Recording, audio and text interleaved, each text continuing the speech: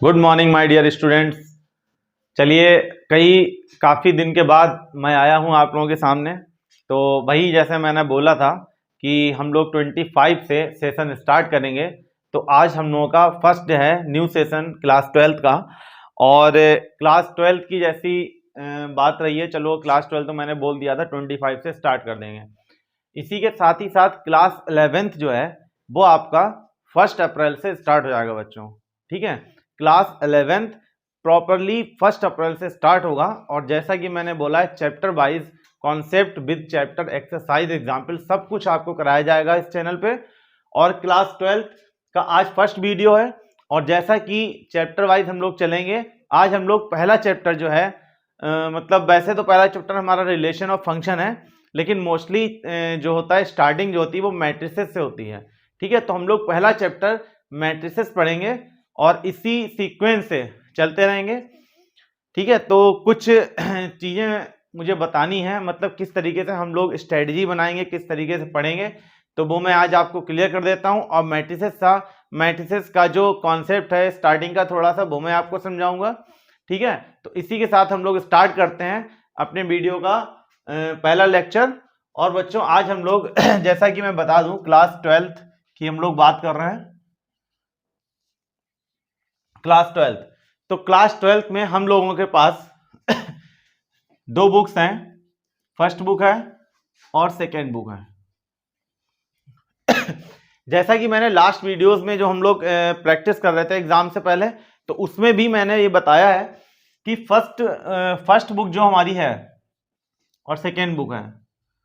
तो first book में हम लोगों को पता है, फर्स्ट बुक में 40% का सिलेबस आपको मिलता है बोर्ड एग्जाम के लिए, और सेकेंड बुक से अप्रॉक्स 60% का सिलेबस मिल जाता है। ठीक है, बोर्ड एग्जाम के पर्पज से। तो इस तरीके से आप मान के चलिए 40% फर्स्ट बुक से आता है और 60% सेकेंड बुक से आता है। तो पहले तो कॉमन सी बात है, पहले हम लोग फर्स्ट बुक स्टार्ट करेंगे। और फर्स्ट बुक में पहला चैप्टर आपका है relation and function. Second chapter आपका है इनवर्स ट्रिग्नोमेट्री फंक्शन, इनवर्स ट्रिगोनो।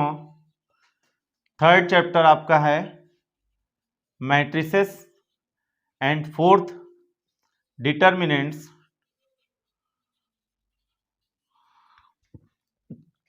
और इसके बाद फिफ्थ चैप्टर आपका है differentiability and continuity, continuity and differentiability. Clear. और सिक्स चैप्टर आपका इसमें दिया है एप्लीकेशन ऑफ डेरिवेटिव। ये 6 चैप्टर फर्स्ट बुक में दिए हुए हैं। तो फर्स्ट बुक में 6 चैप्टर दिए हैं। ठीक है, तो हम लोग स्टार्ट करेंगे बच्चों मैट्रिसेस, डिटर्मिनेंट्स पढ़ेंगे, कॉन्टिन्यूटी डिफरेंशियबिलिटी, एओडी पढ़ेंगे। ठीक है, इसके बाद हम लोग ये 2 चैप्टर जो स्किप किए हैं ये भी 2 चैप्टर पढ़ेंगे, क्योंकि स्टार्टिंग में मोस्टली मैं बताऊं सारे स्कूल्स में, सारे जितना भी हम लोग का सीबीएसई बोर्ड है, सीबीएसई बोर्ड मोस्टली टीचर जो है यहाँ से स्टार्ट करते हैं। और बच्चों स्कूल में आप लोगों के स्कूल में आप लोगों ने देखा होगा जो पीरियडिक वगैरह होते हैं हम लोगों के एग्जाम, उसमें यहाँ से टीचर स्टार्ट करेगा तो इन्हीं 2 या 3 चैप्टर्स का टेस्ट लेता है। इसलिए मैं भी यहीं से स्टार्ट करूंगा जिससे आप लोगों को रिवीजन करने में कोई भी प्रॉब्लम ना आए। ठीक है, तो हम लोग कहाँ से स्टार्ट करने वाले हैं? मैट्रिसेस से। चलिए हम लोग स्टार्ट करते हैं बच्चों।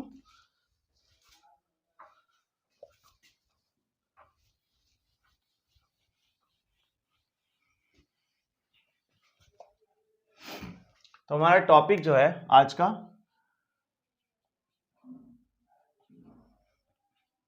मैट्रिसेस। ठीक है।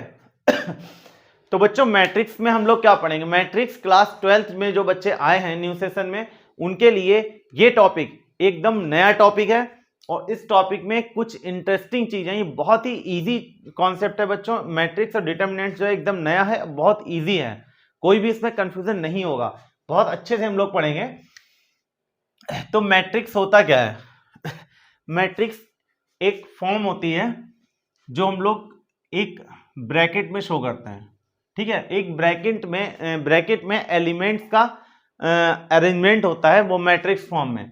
और एलिमेंट्स किस टाइप से होते हैं, अगर मैं बात करूं थोड़ा बड़ी सी फॉर्म में लिखते हैं, A11, A12, A13, ऐसे ये चलेगा, A21, A22, A23, ये सीक्वेंस चलेगा, A31, A32, A33 dot dot. तो ऐसे ही बच्चों देखना, ये A11, A12, A13, सेकेंड वाला नंबर हमारा इंक्रीज हो रहा है, फर्स्ट वाला कांस्टेंट है 111, बट सेकेंड वाला इंक्रीज हो रहा है 1 2 3, ये डॉट डॉट n तक जाएगा। सेकेंड टर्म में 2 2 2, फर्स्ट वाला कांस्टेंट है 1 2 3, ये भी जाएगा n तक, ये भी ऐसे जाएगा, और यहां भी आपका जो है सीक्वेंस चलता चला जाएगा, क्योंकि 1 1 यहां पर हम लोग क्या करें, यहां पर हम लोग का सेकेंड वाला कांस्टेंट है, फर्स्ट वाला इंक्रीज हो रहा है 1 2 3, ऐसे सीक्वेंस चलेगा। तो ये जो फॉर्म है, ये हमारी जो फॉर्म है वो मैट्रिसेस है, ठीक है, इसको हम लोग कहते हैं मैट्रिसेस, और इसको किसी भी एक नंबर से हम लोग शो कर सकते हैं। अब ये मैट्रिसेस में A11, ये 12, ये 13 क्या है बच्चों, इसमें क्या होता है, इसको अगर हम AIJ की फॉर्म में लिखते हैं, किस फॉर्म में लिखते हैं, AIJ। अब यहां पर हमारा जो I है वो बिलोंग करेगा नेचुरल नंबर को, और J भी नेचुरल नंबर को बिलोंग करेगा, ठीक है। I और J, ये हो गया। I क्या है बच्चों, I जो हमारा है वो है नंबर ऑफ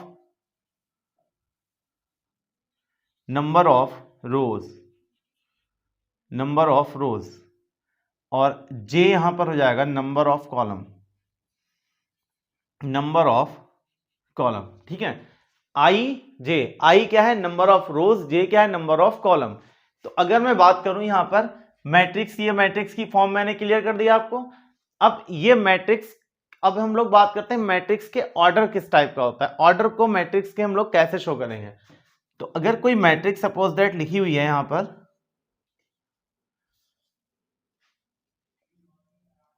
पर, कोई भी कांस्टेंट नंबर हम लोग लेते हैं 3 2 1 6 5 4, क्लियर, ये भी मैट्रिक्स लिखी हुई है। अब इस मैट्रिक्स का ऑर्डर क्या है, तो सबसे पहले मैं बता दूं, यहां पर रो और कॉलम दो चीजें यूज होती हैं मैट्रिक्स की फॉर्म में। तो रो क्या होता है, रो आपका होगा हॉरिजॉन्टल लाइन जो होती है वो रो होती है, ठीक है, ये रो है, first row, second row, third row, ऐसे रो चलेंगे। कॉलम आपका हो जाएगा वर्टिकल, ये फर्स्ट सेकेंड कॉलम, ये थर्ड, ठीक है, फर्स्ट सेकेंड थर्ड कॉलम, ये हो जाएंगे कॉलम। तो अगर इस मैट्रिक्स के ऑर्डर की हम लोग बात करेंगे तो इसका ऑर्डर क्या होगा, इसका ऑर्डर, इसमें रो कितने हैं, ऑर्डर हमेशा हम लोगों का रो बाई कॉलम ऐसे करके लिखते हैं बच्चों, ठीक है। अब रो जितने हैं वो रो लिखेंगे, कॉलम जितने हैं कॉलम लिखेंगे। तो यहां पर रो कितना है, 1 2, कितने रो हो जाएंगे, 2, कॉलम कितने हैं 1 2 3, कॉलम कितने हो जाएंगे 3। तो इस मैट्रिक्स का ऑर्डर कितना हो जाएगा 2/3, मैट्रिक्स का ऑर्डर कितना हो जाएगा 2/3। ये मैट्रिक्स के ऑर्डर हम लोग, ऑर्डर पूछा जाता है बच्चों,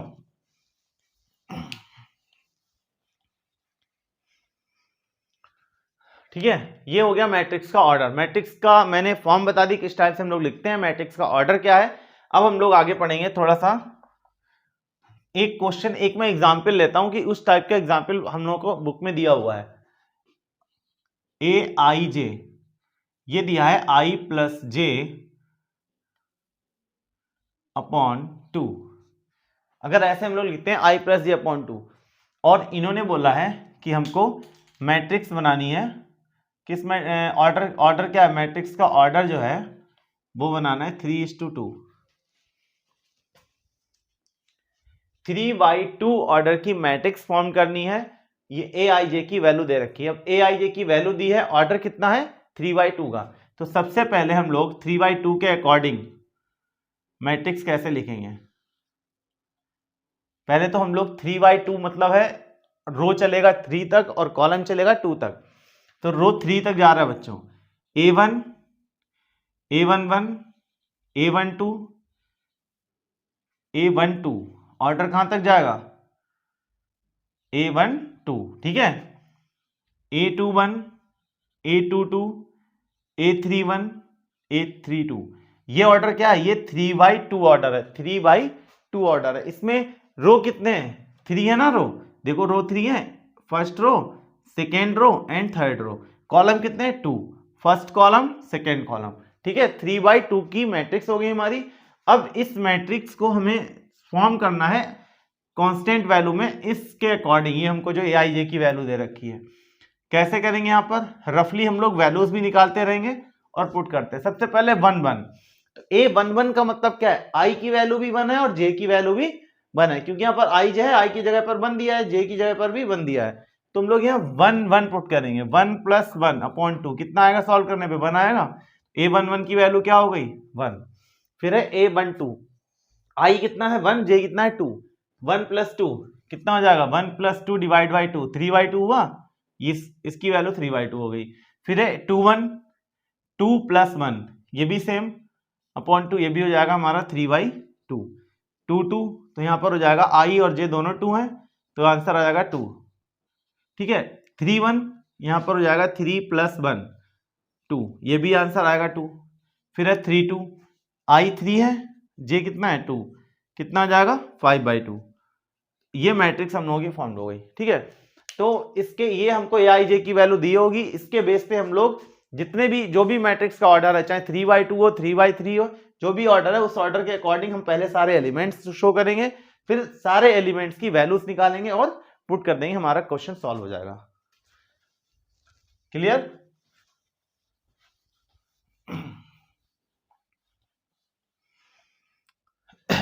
सबसे पहले मेरा मतलब यह है बच्चों, सबसे पहले मैं मैट्रिक्स के जितने भी कॉन्सेप्ट हैं सारे कॉन्सेप्ट आपको एक ही साथ क्लियर कराऊंगा। ये नहीं कि एक्सरसाइज के अकॉर्डिंग एक कॉन्सेप्ट क्लियर करा दिया फिर उसके क्वेश्चंस करा दिए, ठीक है। सारा कॉन्सेप्ट एक बार में क्लियर हो जाएगा। उसके बाद हम लोग डायरेक्ट क्वेश्चन पे आएंगे और क्वेश्चन डायरेक्ट लगते चलेंगे एक्सरसाइज और एग्जाम्पल वाइज। क्लियर है ना? तो अब हम लोग मैट्रिक्स के थोड़ा सा आगे बढ़ते हैं। अब हम लोग जो टॉपिक पढ़ने जा रहे हैं वो है टाइप्स ऑफ मैट्रिक्स। क्या है? टाइप्स ऑफ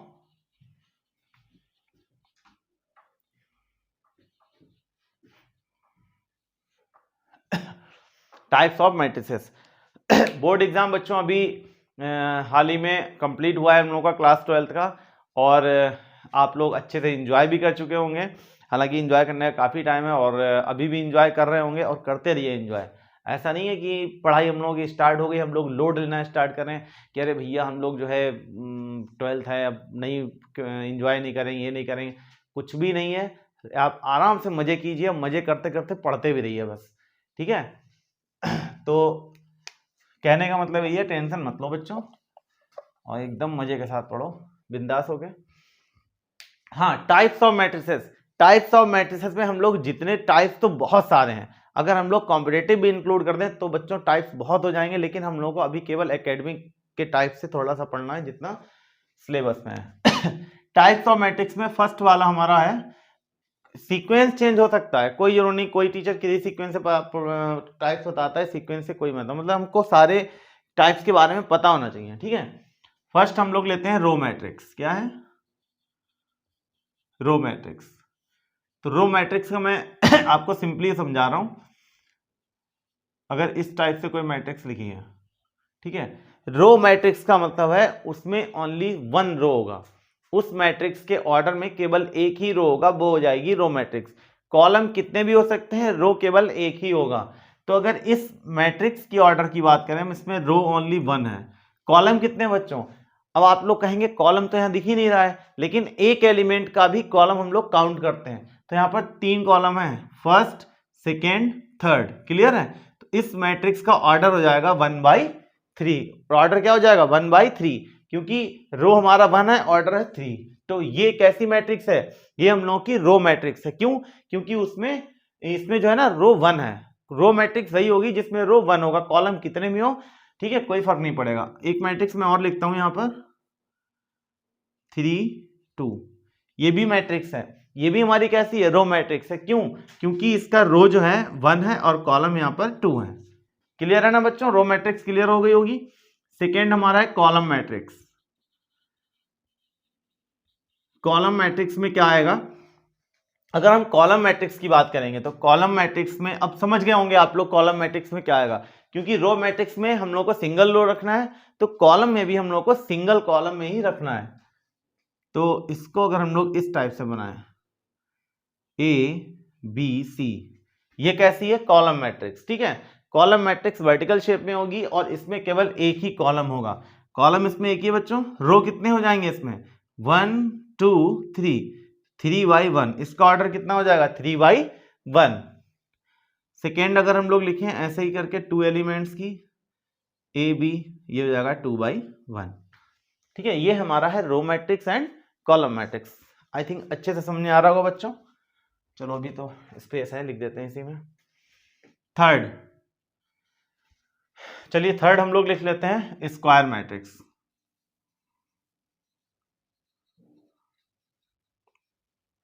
अब स्क्वायर मैट्रिक्स, इसके नेम से ही हम लोग क्लियर हो जाता है कि मैट्रिक्स किस फॉर्म में होगी? स्क्वायर फॉर्म में। तो बच्चों स्क्वायर फॉर्म में होगी, इसका मतलब उसके रो और कॉलम क्या होंगे? सेम होंगे, तभी तो स्क्वायर फॉर्म बनेगी ना। अगर हम लोग ऐसे लिखते हैं, ये कितना हो जाएगा? 1 2 3 4, रो भी 2 है, कॉलम भी 2 है। ये कैसी है? Square matrix, 2/2 matrix, square matrix. और ये हो जाएगा 1 2 3 4 5 6 7 8 9। ये भी हमारी स्क्वायर मैट्रिक्स। क्यों? क्योंकि यहाँ पर 3/, स्क्वायर मैट्रिक्स में m और n इक्वल होता है। अब ये पूछना मत m और n क्या है। m और n क्या है? ऑर्डर, रो और कॉलम। ठीक है, तो रो और कॉलम का ऑर्डर जो है वो सेम होगा, m/n, जो m हो भाई n होगा। ठीक है, दोनों का ऑर्डर सेम होगा, जितने रो होंगे उतने ही कॉलम होंगे, वो हो जाएगी स्क्वायर मैट्रिक्स। क्लियर? अगर हम लोग m/n ऑर्डर ही लेके चलें, यहाँ पे 1 होगा m, यहाँ पर n1 होगा, यहाँ पर m और n इक्वल। इसके बाद एक हमारा और आता है रेक्टेंगुलर मैट्रिक्स। रेक्टेंगुलर मैट्रिक्स, तो रेक्टेंगुलर मैट्रिक्स में क्या है? अब इसके भी नेम से क्लियर हो गया होगा। रेक्टेंगुलर मैट्रिक्स का मतलब किसी भी कंडीशन में m और n इक्वल नहीं होने चाहिए। m और n अगर इक्वल नहीं है तो हमेशा और हमेशा क्या बनेगी? रेक्टेंगुलर मैट्रिक्स बनेगी। ठीक है, m और n इक्वल नहीं है तो हमारी क्या होगी? एक मैट्रिक्स जो है वो ऑलवेज रेक्टेंगुलर मैट्रिक्स की फॉर्म में आएगी, इक्वल नहीं, नॉट इक्वल। जैसे कि हम यहाँ पे एक मैट्रिक्स लिखते हैं 1 2 3 4 5 6, रेक्टेंगल शेप में है, तो सिंपल सी बात है रेक्टेंगुलर मैट्रिक्स होगी। इसका ऑर्डर क्या है? m और n इक्वल नहीं होंगे, इसका रो हो जाएगा 2 और कॉलम हो जाएंगे 3। ठीक है, तो ये कि हाँ यहाँ पर क्या है? डिफरेंट ऑर्डर है, इसका मतलब ये रेक्टेंगुलर मैट्रिक्स ही बनेगी। क्लियर है? तो समझ में आया होगा रो मैट्रिक्स क्या है, कॉलम मैट्रिक्स क्या है, स्क्वायर मैट्रिक्स क्या है और रेक्टेंगुलर मैट्रिक्स क्या है। नेक्स्ट फिफ्थ पार्ट हमारा है, फिफ्थ पार्ट एक मैट्रिक्स होती है आइडेंटिटी मैट्रिक्स। ये बहुत ज्यादा यूज होने वाली है, अभी हम लोग क्वेश्चंस लगाएंगे, उसमें कई क्वेश्चंस में ये आइडेंटिटी मैट्रिक्स का हम लोग यूज करेंगे और कई फॉर्मूले में इसका यूज होता है। आइडेंटिटी मैट्रिक्स को हम लोग कैपिटल I से डिनोट करते हैं और आइडेंटिटी मैट्रिक्स एक क्या होती है? ये एक स्क्वायर मैट्रिक्स होती है। ठीक है, identity matrix is a square matrix, but identity matrix जैसा उसका नेम है आइडेंटिटी, आइडेंटिटी मतलब होता है सिंगल। ठीक है, 1 1 1 आइडेंटिटी सबसे यूनिक मैट्रिक्स होती है। इसमें इसके अलावा कोई भी एलिमेंट आगे पीछे नहीं होगा, सारे एलिमेंट 0 होंगे, केवल डायगोनल एलिमेंट्स हमारा क्या हो जाएगा? 1 1 1 और डायगोनल हमेशा हमारा इस शेप में चलता है। ठीक है, क्योंकि मैट्रिक्स का प्रिंसिपल डायगोनल हमारा इसी शेप में रहता है, ये शेप डायगोनल की नहीं होगी। तो आइडेंटिटी मैट्रिक्स हो गया डायगोनल का। अब डायगोनल से रिलेटेड हमारे पास 2 मैट्रिक्स और हैं, जैसे ये हमारी आइडेंटिटी मैट्रिक्स हो गई, इसके बाद एक हमारी मैट्रिक्स है डायगोनल मैट्रिक्स। डायगोनल मैट्रिक्स क्या होगी? डायगोनल मैट्रिक्स की अगर मैं बात करूं बच्चों, तो डायगोनल मैट्रिक्स में जैसा कि नेम है इसका डायगोनल, तो सारे एलिमेंट 0 होंगे, केवल डायगोनल एलिमेंट्स कुछ भी हो सकते हैं, 1 2 3, बाकी सारे एलिमेंट क्या हो जाएंगे? 0। तो इस सिचुएशन में मैट्रिक्स का नेम क्या हो जाएगा? Diagonal matrix. क्यों? क्योंकि इसमें केवल डायगोनल एलिमेंट ही हमारे नॉन जीरो हैं, बाकी सारे क्या हैं? 0 हैं। तो डायगोनल एलिमेंट्स ही हो गया। अब हम बात करें, कंपेयर अगर करें, आइडेंटिटी मैट्रिक्स डायगोनल मैट्रिक्स है, yes, identity matrix is also a diagonal matrix, but diagonal matrix is not necessary identity matrix, ठीक है। डायगोनल मैट्रिक्स तुम्हारी नेसेसरी कंडीशन में आइडेंटिटी मैट्रिक्स नहीं बनेगी। क्यों? क्योंकि आइडेंटिटी मैट्रिक्स में 1 1 1 होना जरूरी है, बट डायगोनल मैट्रिक्स तुम्हारी कोई भी हो सकती है। क्लियर है बच्चों? डायगोनल मैट्रिक्स हमारी किसी भी टाइप की हो सकती है, बट उसमें केवल डायगोनल एलिमेंट्स नॉन जीरो हो, बाकी सारे के सारे क्या होने चाहिए? जीरो। इसी के साथ एक और है, अगर मैं बात करूं 6th हो गया 7th नंबर पे, ठीक है। 7th नंबर डायगोनल एलिमेंट हो गया, आइडेंटिटी मैट्रिक्स, डायगोनल मैट्रिक्स। इसके बाद एक हमारी है स्केलर मैट्रिक्स।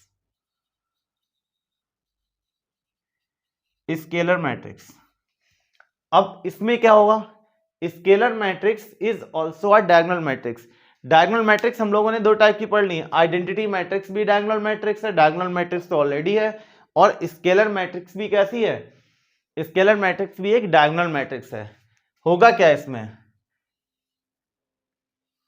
स्केलर मैट्रिक्स में सारे एलिमेंट जीरो होंगे, केवल डायगोनल एलिमेंट जो है, अब जैसे कि यहां पर हम लेते हैं ए, तो यहां पर ध्यान देना, स्केलर मैट्रिक्स का मतलब है, एक और लिखते हैं हम लोग 2x2 की लिख लें, बी 0। स्केलर मैट्रिक्स का मतलब बच्चों क्या है?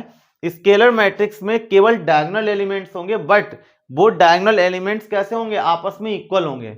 जैसे यहां पर ये डायगोनल एलिमेंट्स हैं ए, तीनों की वैल्यू क्या होगी? तीनों की वैल्यू सेम होगी, सेम एलिमेंट होंगे, बाकी सारे के सारे जीरो। तो अगर सेम एलिमेंट है तो वो इस डायगोनल के साथ साथ स्केलर भी है, अगर सेम नहीं है तो वो केवल डायगोनल है, ठीक है। और सेम होने के साथ साथ अगर 1 1 लिखा हुआ है तो वो आइडेंटिटी मैट्रिक्स है। क्लियर? तो आइडेंटिटी मैट्रिक्स आपकी डायगोनल मैट्रिक्स भी होगी और आइडेंटिटी मैट्रिक्स आपकी स्केलर मैट्रिक्स भी होगी। क्यों? क्योंकि स्केलर मैट्रिक्स डिफिनीशन में ये बताता है कि इसकी जो मैट्रिक्स होगी उसमें तीनों की वैल्यू सेम होनी चाहिए। तो आइडेंटिटी मैट्रिक्स में तीनों की सेम है ना, तीनों में बना है, तो ये स्केलर मैट्रिक्स भी हो जाएगा। ये क्वेश्चन ऑब्जेक्टिव में आ सकता है कि क्या इस आइडेंटिटी मैट्रिक्स स्केलर मैट्रिक्स है, तो हम लोग लिखेंगे yes, identity matrix scalar matrix है। क्लियर है ना? तीनों मैट्रिक्स बहुत अच्छे से समझिएगा, इनमें ही कंफ्यूजन क्रिएट होती है, बाकी ये तो बहुत इजी है, इसमें कुछ भी नहीं है, ठीक है। तो ये हो गई हम लोगों की मैट्रिक्स, ये हम लोगों के टाइप्स ऑफ मैट्रिक्स हो गए जो मेन है। अभी और भी हैं लेकिन वो बताने जरूरी नहीं, क्योंकि कॉम्पिटेटिव लेवल पे हैं। हम लोग एकेडमिक में केवल इतने टाइप के आएंगे। ये आपके हो गए टाइप्स ऑफ मैट्रिक्स, ठीक है बच्चों। इसके बाद हम लोग, ये तो टाइप्स ऑफ मैट्रिक्स हो गई।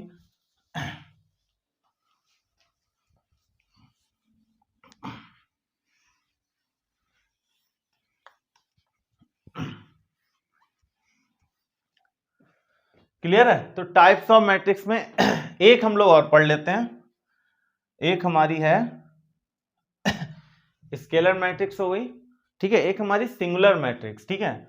एक हम लोग पढ़ते हैं, लास्ट कौन सा नंबर पे था? 7 था शायद, सिंगुलर मैट्रिक्स। या एक काम करते हैं, सिंगुलर मैट्रिक्स हम लोग अभी नहीं पढ़ते हैं, ठीक है। क्यों नहीं पढ़ेंगे अभी? क्योंकि सिंगुलर मैट्रिक्स का यूज हम लोग के मैट्रिक्स चैप्टर में नहीं है। इसका यूज हम लोग को जो नया चैप्टर, सेकंड चैप्टर पढ़ेंगे डिटरमिनेंट्स, उसमें है इसका यूज, तो उसको अभी बताने की कोई जरूरत नहीं है, कंफ्यूजन होगा, ठीक है। तो सिंगुलर मैट्रिक्स अभी नहीं पढ़ेंगे, अभी हम लोग इतने ही टाइप्स पढ़ेंगे। अब नेक्स्ट वीडियो में हम लोग क्या पढ़ेंगे? मैट्रिक्स के टाइप्स हम लोगों ने पढ़ लिए। नेक्स्ट वीडियो में मैं अभी से बता दूं, हम लोग ट्रांसपोज ऑफ मैट्रिक्स पढ़ेंगे, सिमेट्रिक मैट्रिक्स क्या होता है, स्क्यू सिमेट्रिक मैट्रिक्स क्या होता है, उन दोनों में रिलेशन क्या है, ठीक है। इतना कॉन्सेप्ट पढ़ेंगे। उसके बाद, ठीक है, इसके बाद हम लोग क्या पढ़ेंगे? इसके बाद हम लोग जाएंगे क्वेश्चंस पे। बस इतना ही कॉन्सेप्ट आपका इस चैप्टर में है। आज मैंने जो बताया है, ठीक है। नेक्स्ट वीडियो में हम लोग और थोड़ा सा कॉन्सेप्ट बचा हुआ पढ़ेंगे, उसके बाद हम लोग क्वेश्चंस की प्रैक्टिस करेंगे, ठीक है बच्चों। तो चलिए मिलते हैं हम लोग नेक्स्ट वीडियो में, तब तक के लिए बाय।